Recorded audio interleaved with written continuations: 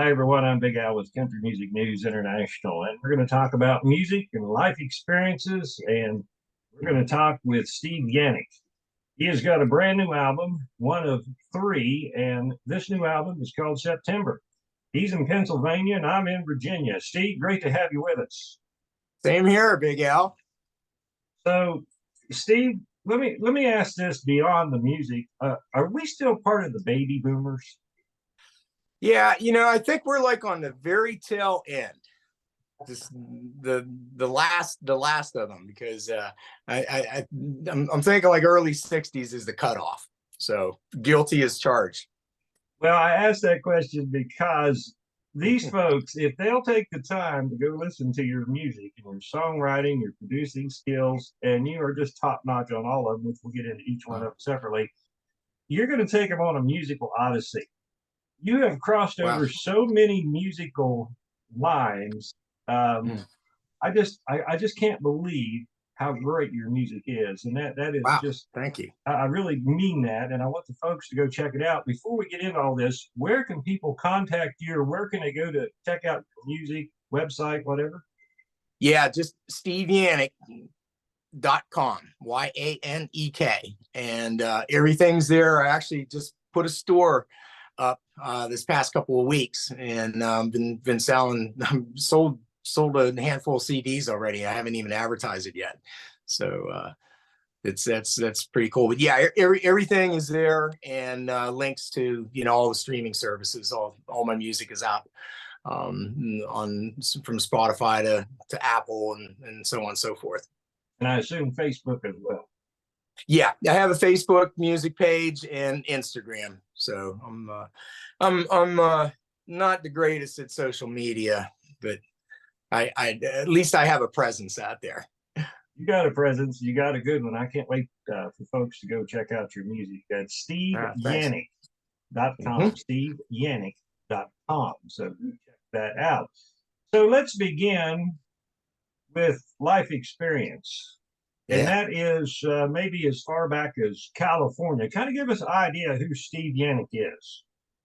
I tell you, the bug bit me probably when I was around 13. I started playing guitar, and just music was always a strong presence in my life from day one. My mom was a big Everly Brothers fan, so I grew up listening to the Everly Brothers. I'm gonna say that probably the first time I heard Neil Young, Heart of Gold, and at the same time, like a couple years later, there was Gordon Lightfoot's Sundown album was out. Those two albums really affected me, and it was right. I discovered that both of their music when I got good enough to play the songs, and they were easy to play, and it was just like, wow, this is so cool. And I started writing almost immediately. But there was something about that Neil Young, and then that grew into Crosby, Stills and Nash and CSN. And from probably the age of 15 or 16, I had nothing but California Dreams on my mind. And I moved out there a couple years out of high school, and I was out there for 3 years. I had a lot of things going on. I had a publishing deal, had a manager, had an attorney. I had a production deal that took me to Nashville. This is back in 1982. And then I succeeded to do everything you could possibly imagine to do to screw that whole thing up. Yeah. So, but it's one of those things when you're young and stupid, you think that there's going to be several windows, but there's usually only one window. And if you don't go through that window, chances are you're going to be on the outside looking in. And so that's just, that kind of changed my direction. By my mid-20s, I was pretty much, my mid-20s coincides with the mid-80s. And that was all MTV at that point, and the second British invasion and new wave. And I'm still doing my Eagles and Jackson Browne trip. and nobody was buying it then. So I just made the decision. You know, the other thing about music and musicians, especially successful ones, and like the high level successful ones, when you see them in interviews, there's only one thing that they can do, and that's music. And with me, yeah, I was a carpenter. I could do this, I could do that. I had several other things that I was good at, and that allowed me the excuse to say, screw it, I'm going to go do something else, but keep doing my music on the side. And that's, and 40 years went by. Well, maybe it was a good thing because that 40 years of experience is embedded in this music and I can hear it. You're so smooth.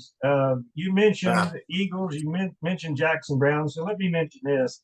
What I heard immediately in my mind is Bob Seger, the Eagles, Bob Dylan. And I mean, that's just a small part of what this music that you've written is on albums. Wow, you're hearing that. Yeah, I really am. Now it's your style.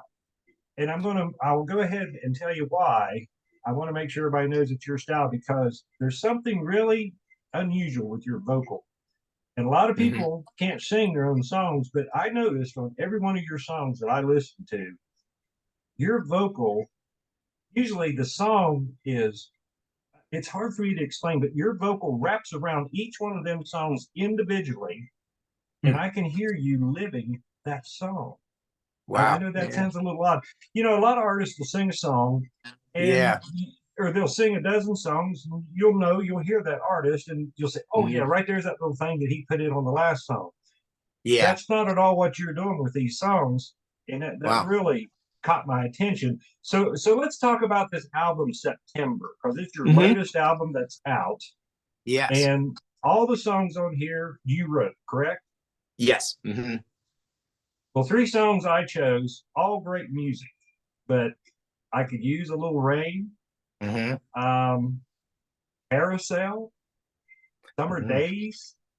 So explain the album, unpack the album for us.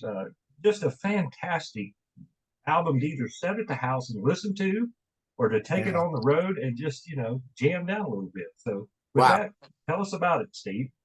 Well, it's funny because it started, like all projects. I write albums, the way like novelists write novels. So I've, all the frustrated novelists out there have like 2 or 3 unpublished novels in their desk drawers. I've got about 20 unpublished albums. So I love that process, and it's a writing process that it just sort of developed over the years. I don't co-write very often because it's a real personal experience for me on the songwriting thing, and it's not like they're all autobiographical songs either, but they're my songs, and just they're kind of like almost to the point where when people ask me, well, who do you think could sing this song? It's like, I don't know. I'm singing it. But so what happened was I got back in touch with my old buddy Jeff Pevar. Jeff had helped me with the album I did back in 2005, and he was slated to go on tour. He was David Crosby's guitar player on and off for like 30 years. And they were actually going to be coming through the area before COVID hit. They were scheduled to play in Harrisburg, and then they were scheduled to play up in Connecticut, where we recorded our the first album together. And we just started talking at the beginning of the year. And I said, well, maybe we'll time it around, when you're back east, and we'll just go in we'll go in and cut some drums and just get some things going, because I had 4 tracks left over from 2008, a session that we did just before the crash that changed the world. And I never finished that album. That was the beginning of Long Overdue. So I started going back through, and I said, well, I'm going to put this group of songs together and let's just record that album. Well, then COVID hit, and we're locked down. We're doing everything remotely. Well, Jeff had been doing the exact same thing I'd been doing over the last 10 years, just collecting gear and putting together a really kick butt home studio. So he could do everything. And Jeff's like 10 times better than me at every instrument. So we just had this really cool collaboration going on. And in the midst of that, I started writing these songs, and it was during lockdown, and it was a very solitary time. I was turning 60 in 2020, and you know, these songs just all started having this common thread. And after I had about 4 or 5 of them written, I just, you know, kind of pulled back and looked at it and thought, wow, this could be an album. And when you have a setup like I do, as you're recording, demos now become, they morph into the final takes. So what started out as demos, you go back in and pull them back up on you know, I use Logic. I was using Pro Tools at the time, but you know, just go back into the file, pull it back up, and all right, let me recut the drums on this one, put a good drum track on, let me redo the vocal, let me do this. But I tried to minimize that because I wanted it to have that organic feel. I didn't want it to be too polished. I didn't want it to be overproduced. Because I didn't want it to sound just like Long Overdue, because I was not going to duplicate that album, because I've, you know, some of the greatest musicians in the world play on that one. And so this was kind of like my step back, and it just really blossomed, and I just really, it's near and dear to my heart. And a lot of the songs on that album have some deep meaning for me in my life, and I'm you know, I'm proud of it. That's and it was just kind of cool to see it all the way through. It was a lot of work. Well, I could tell in the song I could use a little rain. This is where I mean how your voice hits each song rather than each song voice. I could hear like I'm just so tired, you know, and I'm just so aggravated, and Yeah. it's just a great vocal, a storyline vocal is what it is to me, and everybody's going to have a different opinion. And then Summer Days, totally different. Carousel, totally different. You even got a great write up from American songwriter and Lee Zimmerman. Yeah. But we need to tell everybody that you're the only musician and you are the producer of the album September, right? You're it. Yes. Yeah. Yeah. One stop. Yeah. It's there was I actually dedicated the album to Emmett Rhodes, and that was another part of the inspiration. Emmett Rhodes is a little known singer songwriter, but he had a band that had a couple moderate hits back in the 60s called the Merry-Go-Round. And Tom Petty was a fan of his. I've heard Tom Petty's radio on Sirius, and he gave a shout out to the Merry-Go-Round at one point. But Emmett Rhodes signed a record deal. He was obligated to do 6 albums in 3 years. So that's 2 albums a year. And he was a total control freak. He had a studio set up in his garage. And this is back in like the late 60s, early 70s. And he played every single instrument, every single vocal, recorded it. And the record label wouldn't let him mix it. I think he had to give that control up. But after 3 of those albums, he was just so burned out, and he couldn't fulfill the contract, and he was like deep in debt. And he just disappeared off the face of the earth, and was gone from the business for over 30 years, and came back like in 2015 and did an album that's pretty incredible. But just the story, I didn't know his music until after he passed, and when I did, it just captured me, and I just thought, wow, well, I'm locked down. I can't get any of my friends to come over and play on these songs. And I've already done the remote session thing with Jeff. We're in the middle of that. And it just started happening like that. So I think I'm answered your question, but kind of went off on a tangent there. that whole process is it's very tedious, and it's very lonely.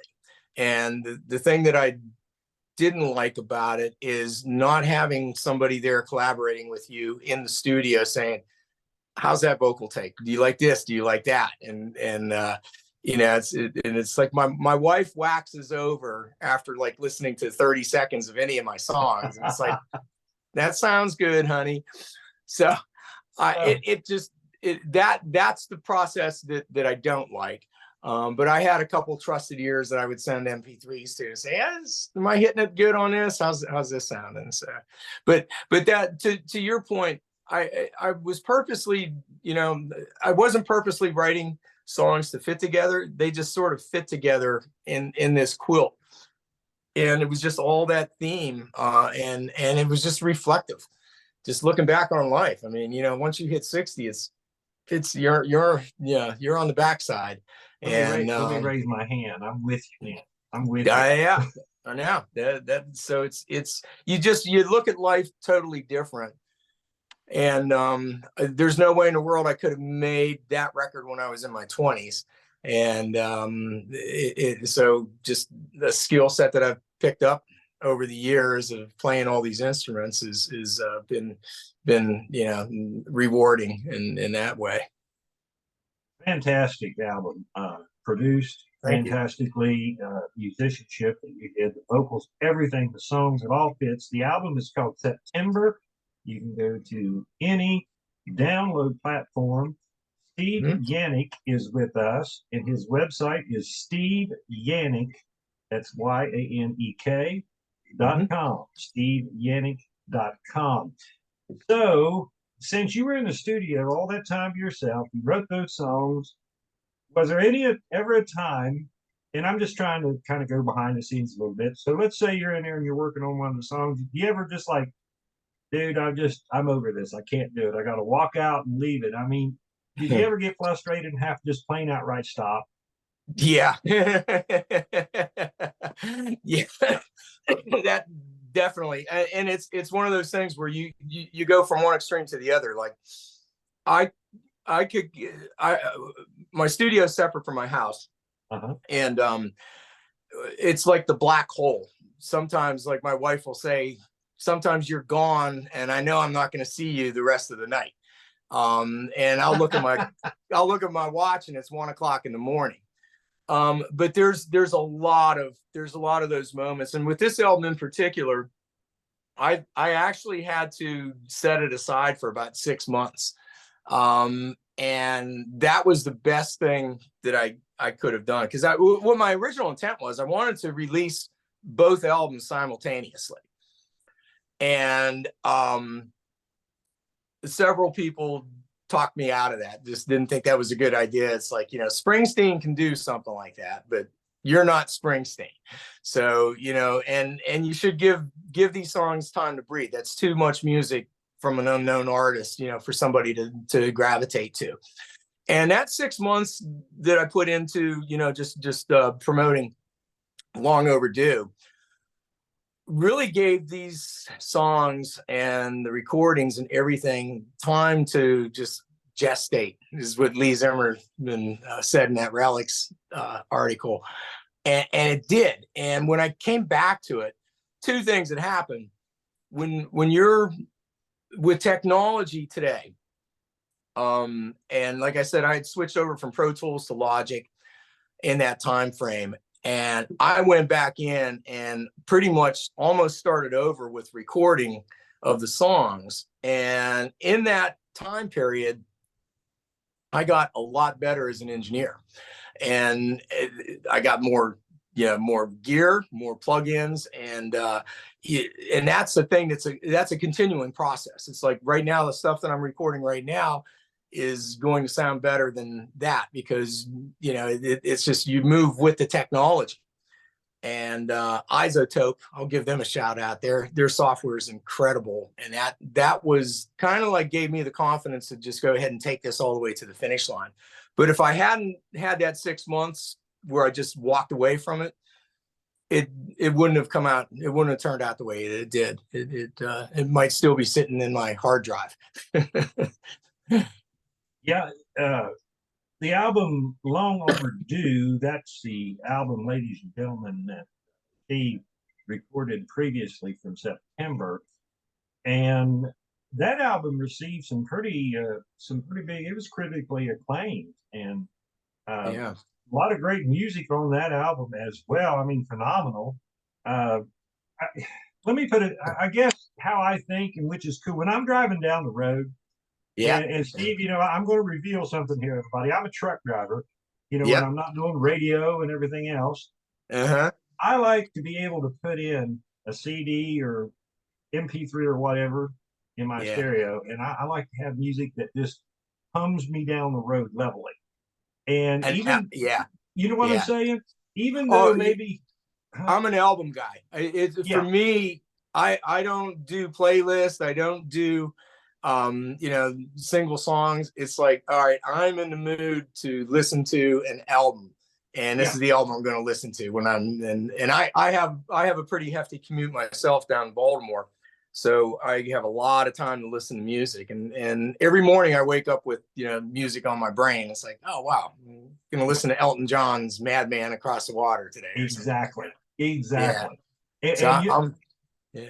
no, go ahead. No, I would choose both of these albums, to Mhm. take me, 300 or 400 miles down the road, All because right. they're just evenly mixed, the music, and I'm just giving everybody my thoughts. It's going to be different for everybody else, but that's the reason Mhm. why I really would love for people to take the time to go and, listen to the music or pick it up. And what I like about this is it's you.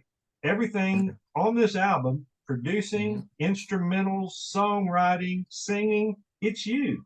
Yeah. And you Yeah. don't get many albums like that. Well, yeah, you do, but some of them you're like, oh, I might listen to that later on. Yeah. Man, I really do. I enjoy this, especially the song from Long Overdue. Tired of this attitude, man. Yeah. Yeah. Yeah. That one strikes a chord. Yeah. I hear you, man. And that's the thing. Like my bar was set so high. I mean, growing up when we did to the music that we were exposed to, it was like I am an album person, and there is an art to a perfect album, like Hotel California. Oh yeah. It's a perfect album. The sequencing of the songs, the tempos of the songs, and everything about that, you don't get bored at all. From start to finish, you can listen to that album. I've listened to that album a million times, and it never gets old to me. And that to me, that's an art. It's like when I was alluding to earlier, but like being a novelist, a really good novelist, a really good writer is going to write these chapters, and an album is like 10 or 12 chapters to me. And those songs have to work with each other. So because of our teachers, I call them, that we grew up on, that inspires me. It's like, I'm not, I'm not going to put filler ever. I'm not going to waste my time writing a crappy song. I'm going to work and work and work until I get 10 really good songs, and I'll call it an album at that point. So I'm glad you see that, because it's important. Like the tempo changes, just the stylistic changes. You want everything to be able to blend together so that you don't want to turn that record off. And if I achieve that, then that's like, numero uno for me. Well, the masters taught you a lot, but you added to what they taught you. And once again, I'm going to mention everybody is I can hear the mood in each one of these songs. I can hear Steve's mood in there. The voice, Awesome. it is just absolutely amazing. And I'm not overreacting about it. I get excited with music. I've been in it all my life. And when I hear Yeah. somebody that just is a little bit different than everything else, it excites me, because how we listen to music. You Yeah. listen maybe to 100 songs in a day, Mm-hmm. and, Mm-hmm. and you're like, oh, so now what am I going to listen to? And when Yeah. I didn't get to hear all the stuff on your albums, but I went down through there, and when I heard the certain ones that I had mentioned, Yeah. man, oh man, this is really different, and I think it's great, and we need different in this world. And these albums, all of them, Long Overdue and September, I think this is the right time for them to come out right now. I think Thank you. we Yeah, need I some hope of so. that 70s and 80s and you know some of the original material. I just think we need what you did. Yeah, yeah. Well, folks our age are hungry for it. There's a lot of youngins out there that's loving this stuff. They just don't know it's there. You Yeah, know? you know, and that's true because I've gotten correspondence with a lot of people that I'm always thinking I'm over 55 crowd, but I have actually had some correspondence with people half my age, just giving me kudos. And I think it's our mutual love for bluegrass. I look at what I do and the way I approach this the same way that Marty Stewart approaches a bluegrass album, where he was with the master, but he's carrying on a tradition. He's putting his spin on it, and where it's a little bit more country, but guys like him and Ricky Skaggs, where they're carrying on a tradition and taking it to where they want to take it to. And that's how I feel about it after all these years. It's kind of like, well, I can write a blues song, I can write a jazzy song, I can do different styles, but man, where I'm at home the most is just give me an acoustic guitar and let me see what I could do with 3 or 4 chords, and let me see what kind of lyrics I could write. And just let me see where that's going to take me. So all those artists that you mentioned that you hear in my music, they're those are my demigods. I mean, they're the ones that I'm just trying to carry on the tradition and put my little spin on it. But I'm not creating anything new. Everything's pretty much in that format is perfect the way it is. I'm just trying to grow my own little garden. You growed it. You're stylish, and when people hear you, and once they get connected with you, they'll know it's you. Thank So you. I mean, it's original stuff. You're right in bounds, but it's great stuff. The album September, which is released out, you can go pull it off any download platform, steveyanek.com, or the album Long Overdue. He's got other music out, but we're running out of time. Steve, Yeah. I always give the last say of anybody that is with me and we talk to. So you've got an opportunity here. What would you like to tell the people out there right now that's going to be listening and watching? Stick with your passions. I mean, I've just always been so passionate about my music. I got into a routine. I don't sleep a lot. So if I get 5 or 6 hours, that's usually good. When I'm really burning on the music juice is flowing, I'm in my studio at 3 o'clock in the morning. And that I was able to work that out of my life and just carve these early morning sessions. And I can get more done in an hour and a half at that time of day because my mind's completely clear. But that's how much I love making music, that I change my sleep patterns to work around when I'm in the studio mood to have the time to do it and fit it into a pretty busy life. And I've never stopped. I've been burning like that for 40 years. And I really look forward to one of my projects that I'm working on right now.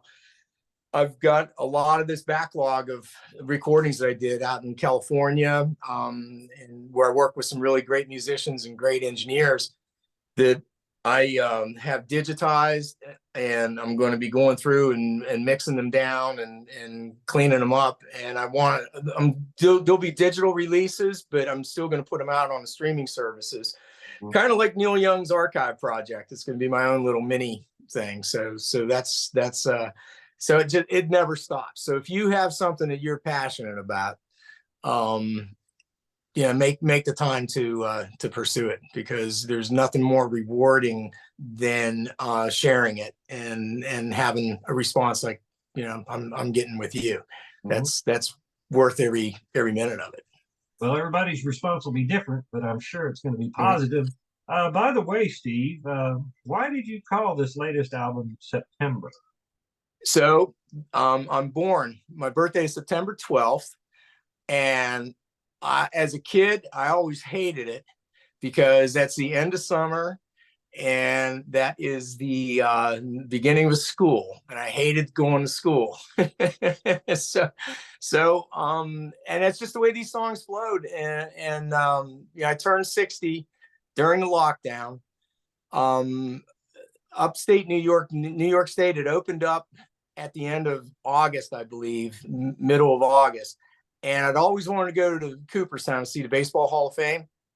So my wife said, well, why don't we just go do that this year? Let's just get out of here. Let's go do something. So I turned 60 up in Cooperstown, and it just, I don't know. The song September was rolling around in my head. And when I got that one finished, it was like, that's the name of the album. That's it. Yeah. Right. And you don't normally see the title track as the last track on an album, but that was intentional. Well, everybody get the album called September, and his other music as well. SteveYanek.com. Steve, it was a pleasure to talk with you today. Same here, my friend. Yeah. We'll look forward to more music from you, and maybe one of these days we can get together personally. And I don't know if they'll be able to stand us or not. We'll talk all night.